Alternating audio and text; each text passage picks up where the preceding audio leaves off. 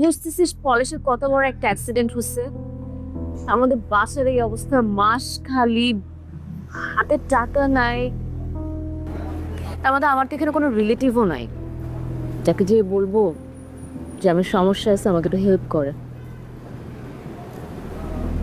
আচ্ছা তো শুনলাম, আমি কি ইমিডিয়েটলি একটা পার্ট টাইম জব পেতে পারবো কোথাও? তো পরিচিত কেউ আছে? হ্যাঁ, অবশ্যই তুই পাবি। আর আমি তো তোকে এটা আরো কতবার বলছি যে এখানে তোর চলতে হলে ছেলে মেয়ে সবাইকেই জব করতে হবে। আমি আমার জবের ওখানে ভ্যাকেন্সি চলতেছে, আমি আমার বসকে বললেই হবে, 1 মাসের মধ্যে তুই জব পেয়ে যাবি। Thank you rose.